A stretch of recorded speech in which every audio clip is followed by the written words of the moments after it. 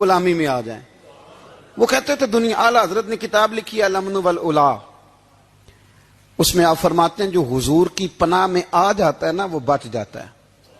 اللہ کرے آپ کو سمجھ آئے میری بات کی. جو حضور کی پناہ میں آ جاتا ہے وہ، جو دنیا دار رہتا ہے، مالدار رہتا ہے، حضور کی پناہ میں نہیں آتا وہ بے سکون رہتا ہے. فرماتے ہیں یہاں دنیا میں بھی حضور کی پناہ میں آ جاؤ، آج لے ان کی پناہ. اور آج دلیل آپ نے ابن ماجہ کی حدیث لکھی ہے، حضرت تمیم داری حدیث کے راوی ہیں، اعلیٰ حضرت نے لکھی ہے. فرماتے ہیں جو حضور کی پناہ میں آیا بچ گیا. دلیل دیتے ہیں، فرمایا انسان تو انسان، جانور بھی آتے تھے تو بچ جاتے تھے. حضرت تمیم داری رضی اللہ تعالیٰ عنہ فرماتے ہیں کہ ہم کھڑے تھے، ایک اونٹ دوڑتا ہوا آیا. نبی کریم صلی اللہ علیہ وسلم کے پہلے اس نے قدموں پہ سجدے کیے. صحابہ کہنے لگے حضور ہمیں بھی اجازت دیں. فرمایا وہ تو بے زبان ہے، اسے تو پتہ کوئی نہیں، پیش نظر ہے وہ نو بہار، سجدے کو دل ہے بے قرار، روکیے سر کو روکیے یہی تو امتحان ہے. فرمایا اسے کیا پتا، تم تو مکلف ہو شریعت کے، تمہیں اجازت نہیں ہے. اور اعلیٰ حضرت نے 2 ٹوک لکھا ہے، فرمایا سوائے خدا کے کسی کو تعظیمی سجدہ بھی حرام ہے. یہ نوٹ کر لیں میری بات. اور اعلیٰ حضرت نے فتاوی رضویہ میں لکھا ہے کسی قبر پہ جاؤ تو 4 ہاتھ دور کھڑے رہو. اللہ کرے آپ کو سمجھ آئے. کتنے ہاتھ؟ 4 ہاتھ دور کھڑے رہو، سورۃ فاتحہ پڑھو، درود شریف پڑھو، جس قبر پہ گئے ہو ان کی روح کو اصال ثواب کرو، ان کے وسیلے سے دعا مانگو. اعلیٰ حضرت فرماتے ہیں قبر کو سجدہ بالاتفاق حرام ہے، طواف قبر کا کرنا بالاتفاق حرام ہے. بوسہ لینے میں اختلاف ہے کہ جائز ہے کہ ناجائز ہے، لیکن بوسے سے بھی چونکہ شک پڑتا ہے تو فرماتے ہیں احمد رضا کی رائے یہ ہے کہ بوسہ لینے سے بھی بچا جائے. وہ آ گیا تو اس سے اگلی باتیں کرتا ہے، بس خاموش رہ، باادب رہ اور پیچھے رہ. تو حضرت تمیم داری کہتے ہیں یہ حدیث اعلیٰ حضرت نے لکھی ہے الامن والعلا میں. فرماتے ہیں کہ اونٹ نے پہلے سجدہ کیا، قدم چومے، پھر اس نے حضور کے کان میں کوئی بات کہی. روزے دے دوالے نے غلاماں دیاں ٹولیاں، ایک پیا سن دے کروڑاں دیاں بولیاں. یعنی اونٹ نے بات کی تو حضور نے وہ بھی سن لی. اعلیٰ حضرت کہتے ہیں جو پناہ میں آتا ہے بچ جاتا ہے. کہتے ہیں رسول کریم نے نا اونٹ کی پشت پہ ہاتھ پھیرا اور اللہ کے محبوب فرمانے لگے فکر نہ کر، اب تو آ گیا ہے نا تو جیسے تو کہے گا ویسے ہی ہو جائے گا، جیسے تو کہے گا ویسے ہی. ابن ماجہ میں موجود ہے، پر میں چونکہ فاضل بریلوی رحمت اللہ علیہ کی کتاب سے پیش کر رہا ہوں الامن والعلا سے، تو میں اسی انداز میں پیش کر رہا ہوں جس انداز میں وہاں ہے. حضرت تمیم داری کہتے ہیں کہ ہماری سمجھ میں بات کوئی نہ آئی. تھوڑی دیر گزری تو کچھ لوگوں نے ہاتھوں میں رسیاں پکڑی ہیں، خنجر پکڑے ہیں، دوڑے آئے، یا رسول اللہ یہ ہمارا اونٹ ہے. حضرت تمیم داری کہتے ہیں میں نے دیکھا کہ جب وہ آ گئے نا خنجر لے کے تو اونٹ حضور کے پیچھے چھپ گیا. آج لے ان کی پناہ، آج مدد مانگ ان سے. وہ حضور کے پیچھے چھپ گیا. تو کہتے ہیں کہ نبی کریم صلی اللہ تعالی علیہ وسلم نے فرمایا کیا مسئلہ ہے بھائی؟ یا رسول اللہ ہمارا اونٹ ہے. ذبح کرنے لگے تھے دوڑ آیا ہے. تو حضور فرمانے لگے وہ تو تمہاری شکایت کر رہا ہے.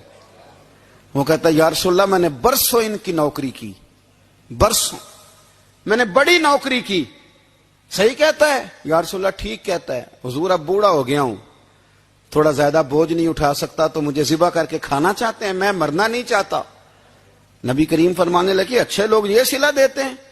انہوں نے عرض کی حضور آپ حکم کر دیں، ہم اس کو چھوڑ دیتے ہیں. یا رسول اللہ نہیں ذبح کریں گے، خدمت کریں گے. حضور فرمانے لگے نہیں اب میرے پاس آیا ہے نا، اب میں نے واپس نہیں کرنا. آج ہو گیا ہے، آج لے ان کی پناہ، آج مدد مانگ ان سے، آج ہو گیا. یا رسول اللہ پھر رکھ لیں؟ حضور نے فرمایا نہیں بھائی پیسے بتاؤ کتنے. یا رسول اللہ نہیں نہیں کچھ نہیں. نبی کریم علیہ السلام نے فرمایا نہیں بتاؤ کتنے، بتاؤ کتنے.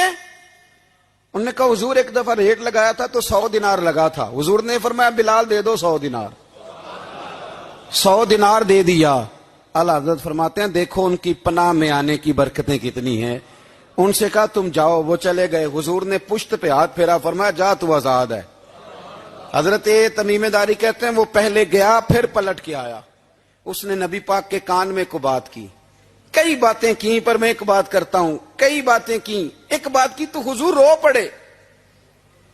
اونٹ چلا گیا، ہم نے عرض کی حضور یہ کیا کہہ گیا ہے؟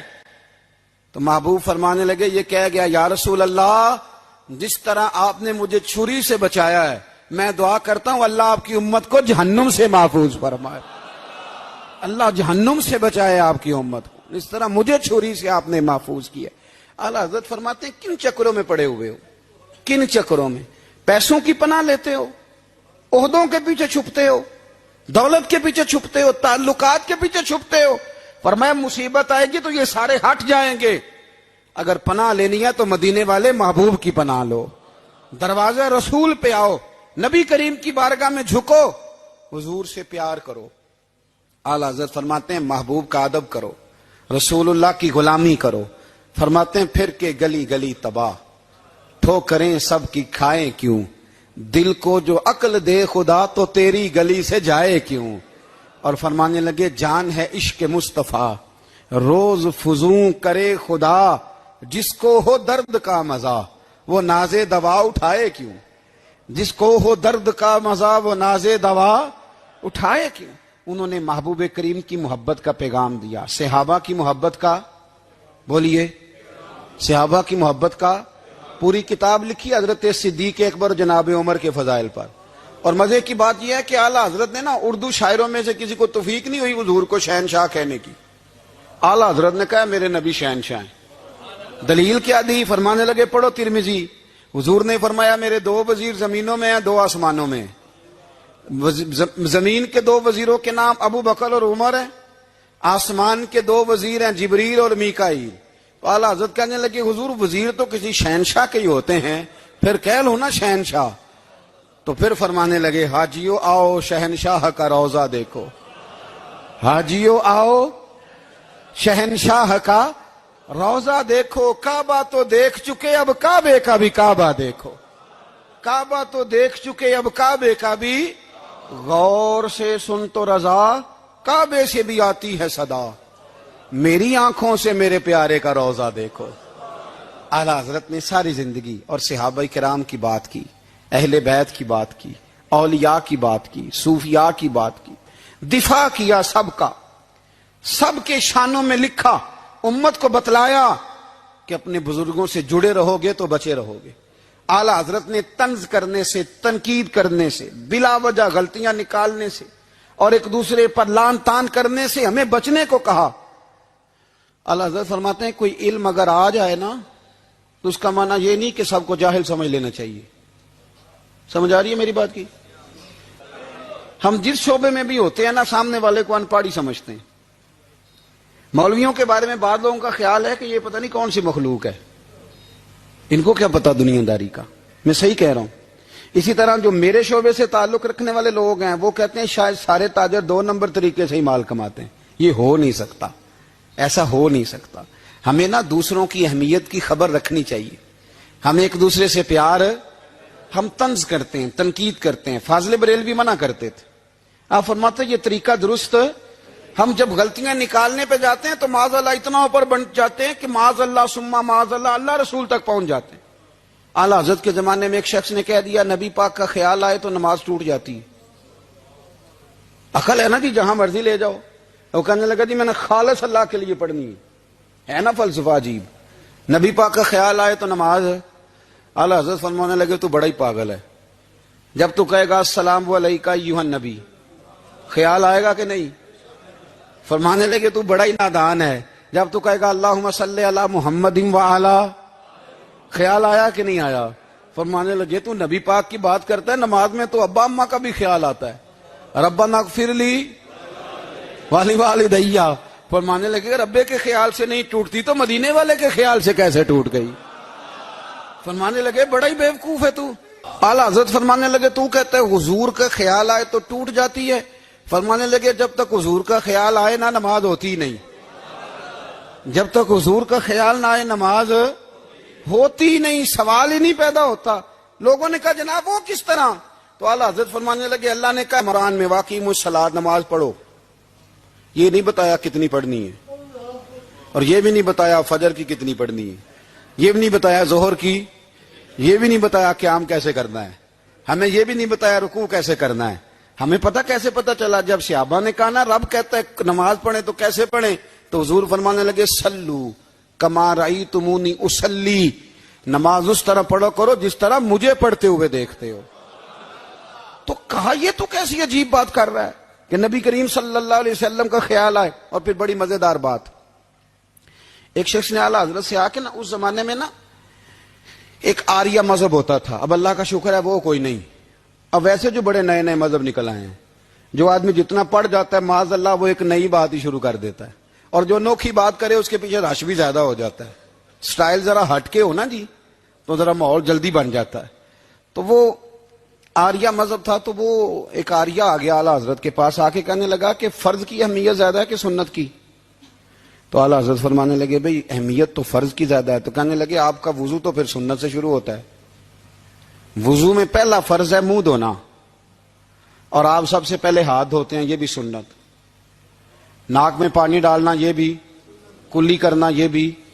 میری بات کی سمجھ آ رہی ہے؟ اس نے کہا یہ آپ عجیب لوگ ہیں، فرض اگر بڑا ہے تو پہلے فرض ہونا چاہیے تھا.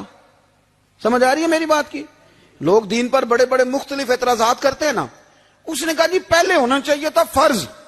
تو منہ دھونا فرض ہے، آپ نے گھٹنوں تک ہاتھ دھوئے، اب یہ جو آپ نے ہاتھ دھو یہ بھی سنت، کلی کری تو وہ بھی سنت، ناک میں پانی ڈالا تو وہ بھی سنت، تو آپ تو چوتھے نمبر پہ فرض ادا کر رہے.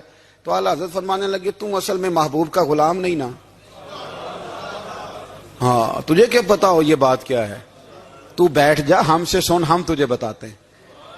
اس نے کہا جی کیا مطلب؟ فرمانے لگے یہ محبوب جو ہے نا ہمارے، یہ ہمیں بڑی جگہوں سے بچاتے ہیں، یہ بچا بچا کے فرائض تک لے جاتے ہیں. کیا کیا مطلب؟ کہنے لگے حضور نے ہمیں کہا ہے کہ پہلے نا ہاتھ دھو لو، پتہ چل جائے پانی زیادہ گرم تو نہیں، منہ جالی نہ جائے، پہلے نا دیکھ لو.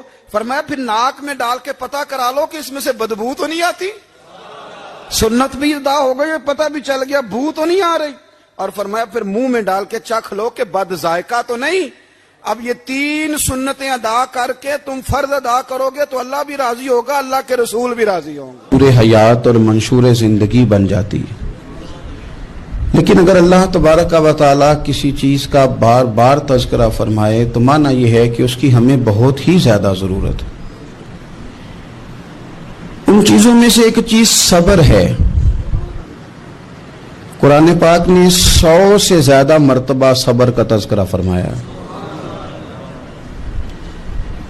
اتنی بڑی بات کو سمجھیے گا کہ 100 سے زیادہ مرتبہ قرآن پاک نے تذکرہ کیا ہے صبر کا، اور مختلف انداز میں. کہیں فرمایا کہ وَبَشِّرِ الصَّابِرِينَ، اے محبوب صبر کرنے والوں کو خوشخبری سنا دیجیے. کہیں فرمایا اِنَّ اللَّهَ مَعَ الصَّابِرِينَ، بے شک اللہ صبر کرنے والوں کے ساتھ. تو مختلف انداز میں مختلف طریقوں سے اللہ تعالیٰ نے صبر کا تذکرہ فرمایا. سوسائٹی کے اندر، معاشرے کے اندر اور مسلمانوں کے اخلاقی رویوں کے اندر اگر صبر کو داخل کر لیا جائے تو ہم محسوس کریں گے کہ ہماری زندگی نہ صرف یہ کہ آسان ہو گئی ہے بلکہ محبتوں والی ہو گئی ہے، چاہتوں والی ہو گئی ہے. ہمارے رشتے ایک دوسرے سے ٹوٹ نہیں رہے بلکہ بننا شروع ہو گئے. تھوڑا سا صبر بہت ساری چیزوں کو ٹوٹنے سے بچا لیتا ہے. قرآن مجید کی جو آیہ کریمہ میں نے تلاوت کی، یہ سورہ آل عمران کی آخری آیت ہے. اللہ تعالیٰ نے فرمایا یا ایھا الذین آمنوا اصبروا وصابروا، اے ایمان والو صبر کرو صابر بنو. اے ایمان والو صبر کرو اور صابر بنو. کیا مطلب؟ پہلے صبر کا مطلب یہ ہے کہ اگر تمہیں کوئی ذاتی تکلیف پہنچے تو اس پر صبر کرو. وصابروا، اس کا معنی یہ ہے کہ اگر دشمن کے مقابلے میں کسی اور کی طرف سے کوئی تکلیف آئے تو اس پر بھی صبر کرو. پھر فرمایا ورابطوا، اور ہمیشہ کمر بستہ رہو، اسلامی سرحدوں کے پہرے دار رہو. واتقوا اللہ، اللہ سے ڈرتے رہو. لعلکم تفلحون، اس امید پر کہ اللہ تمہیں کامیابی عطا فرما دے، تم فلاح پا جاؤ. یا ایھا الذین آمنوا اصبروا وصابروا، اے ایمان والو صبر کرو اور صابر بنو. صبر کرو صابر رہو، یعنی جو ذاتی تکلیف آئے اس پر بھی صبر کرو. اور مصابرہ کا معنی سامنے سے آنے والی تکلیف. اگر بیماری آ گئی, کوئی پریشانی آ گئی,